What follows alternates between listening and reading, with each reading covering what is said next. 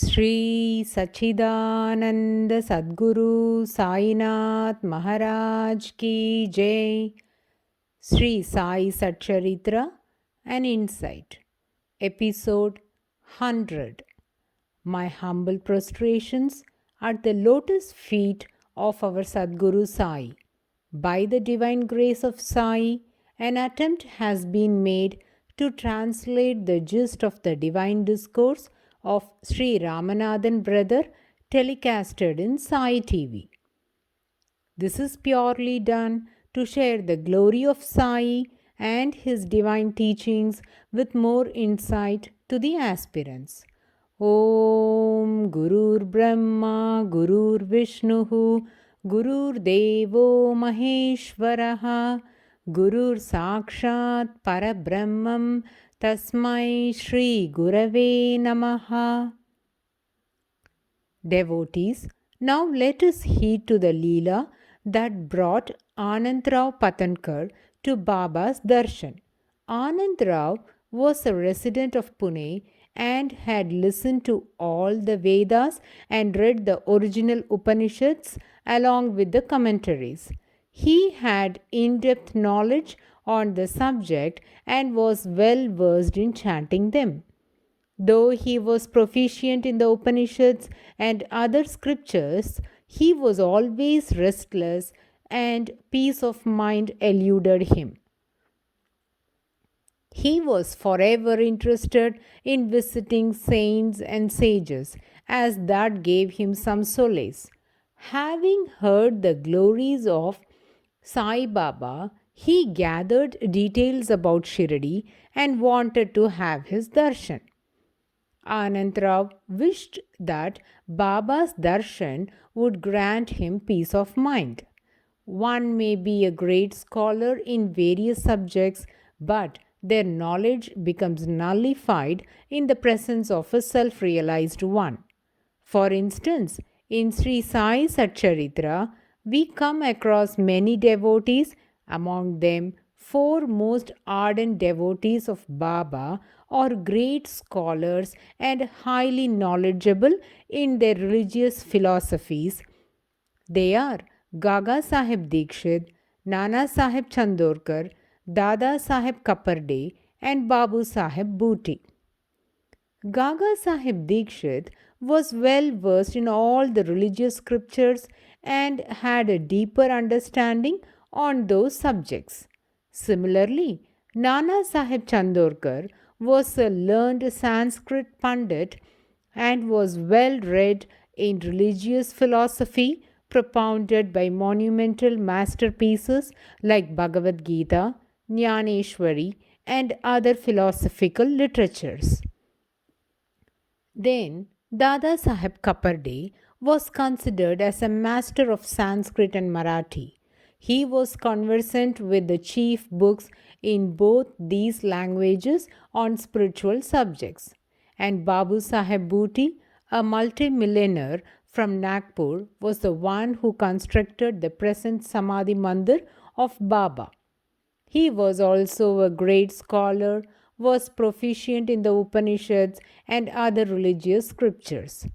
There was something common among all these 4 fervent devotees of Baba, even though they all were highly competent in their knowledge on Upanishads and other religious scriptures. In the presence of the Supreme Parabrahma, Sri Sainath Maharaj, none of these devotees would even dare to speak a word on any of these subjects. They never got into any arguments or discussions with Baba on these topics, as they were cognizant that all these religious philosophies are of no use or it is nullified in the presence of the Supreme Being. Illiterate and scholars are one in the eyes of the self-realized one. In the proximity of Baba, the experiences or the rewards one gains from Sainath Maharaj is purely based on their intensity of devotion and right attitude. Sai is impartial to everyone. If a person is devoted to Sai, Sai accepts that devotion, reveals himself according to the desire of that person. When a devotee submits all his actions at the holy feet of Sai, then that pure soul can realize that Sainath Maharaj is the supreme Parabrahman. The more a devotee renders service to Sai, the embodiment of God, the more he derives the transcendental bliss. This is what is stated as Jaisa Bhav, Taisa Anubhav. Thus, irrespective of their exhaustive knowledge in the Vedic scriptures, these four ardent devotees of Baba, being aware that he, the one in full six opulences, never ventured to discuss with him on scriptures.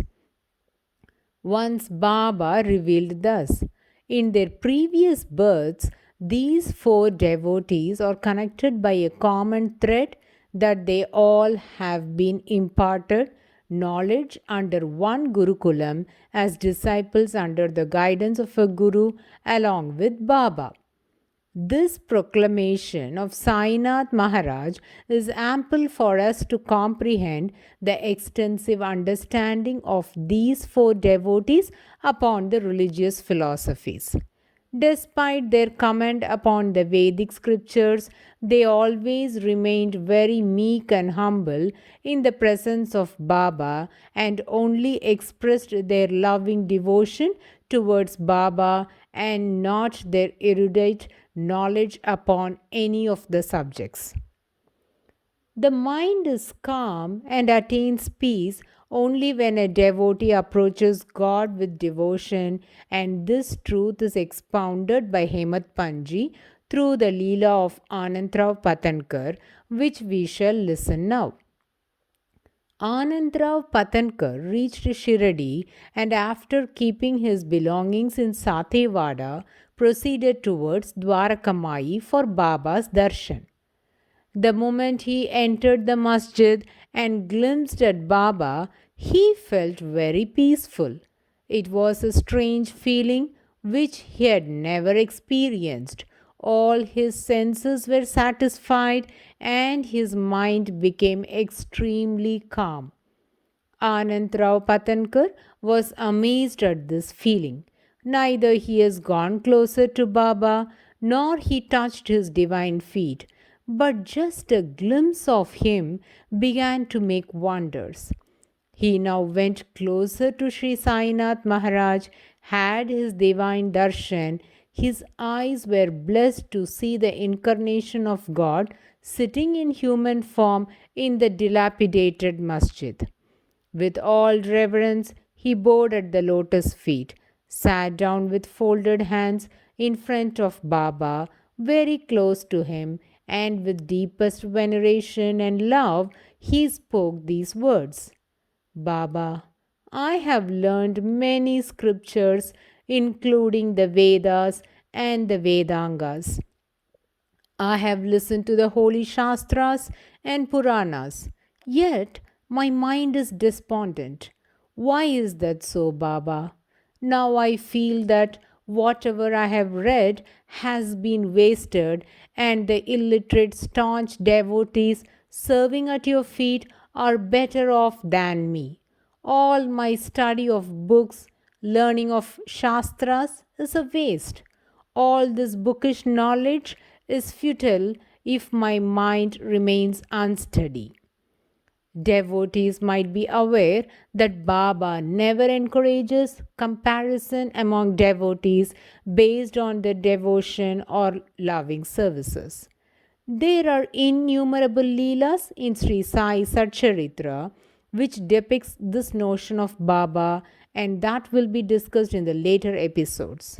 But when Anandrao Patankar expressed his thoughts as aforesaid, Baba did not raise any objection to that, though his views reflect a comparison between illiterate devotees and scholars.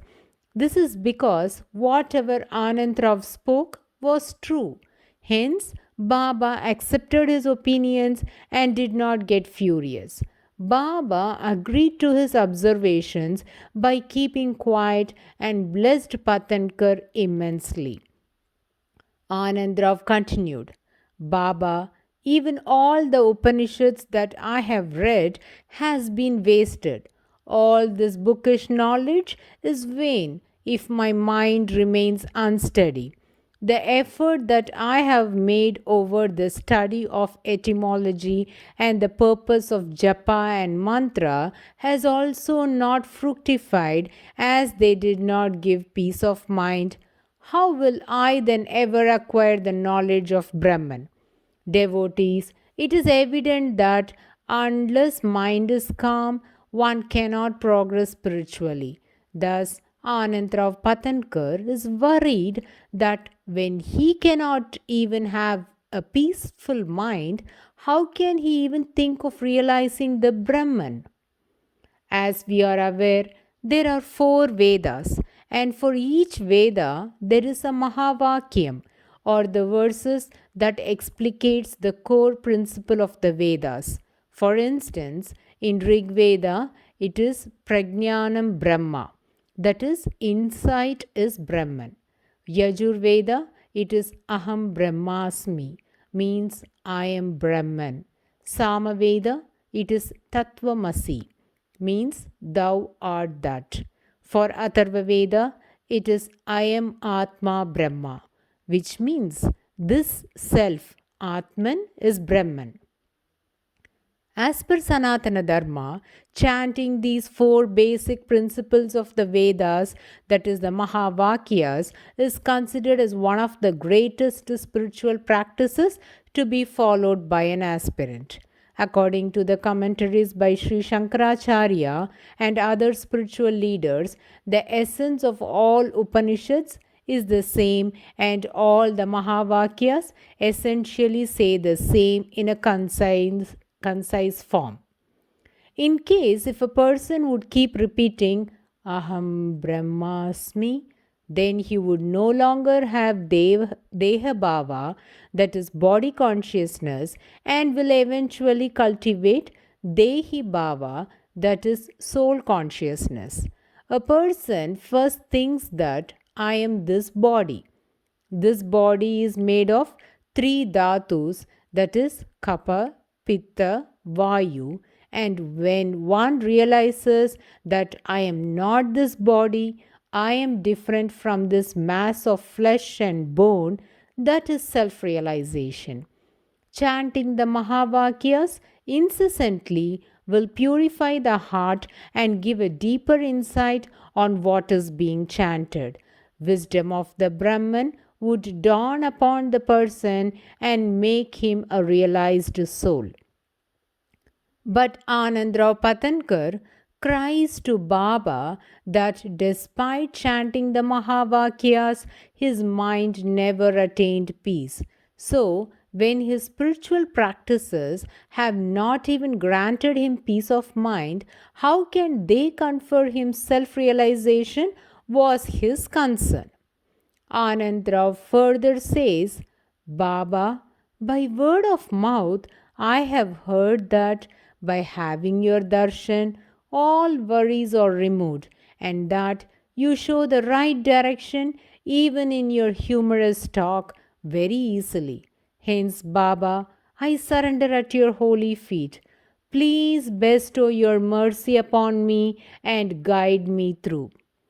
Devotees, you might recall the story of a rich person who came to Baba seeking Brahmanyana, and Baba imparted a lesson to him based on his attitude, capabilities, and intentions. Now, Anandrav Patankar has also approached Baba with the same request. Though he is proficient in the Vedic scriptures, has been sincere in his religious practices, still he is very humble and never boasted around about his learning. Instead, regretted that none of those gave him any peace of mind. He approached Baba with a right attitude and good intention. He understood that mere book learning will not grant realization and spoke thus: Maharaj, treasure trove of austerities, I have reached your lotus feet. Please give me your blessings by which I may have peace of mind. Though both wish to seek the eternal truth, Anandrao Patankar seems to be a befitting one, as his behavior explicitly reveals the wisdom and the level attained by him in the spiritual ladder. As soon as his soul approaches a saint, by mere glance, the saint will be able to gauge the level of spiritual wisdom that the person would have gained. There is no need for them to have any discussion to evaluate or assess the person. Baba, with a gentle smile, began to narrate a humorous parable to Anandrao Patankar. Sainath Maharaj spoke thus: A merchant came here, and at that time a horse passed 9 balls of stool in front of him.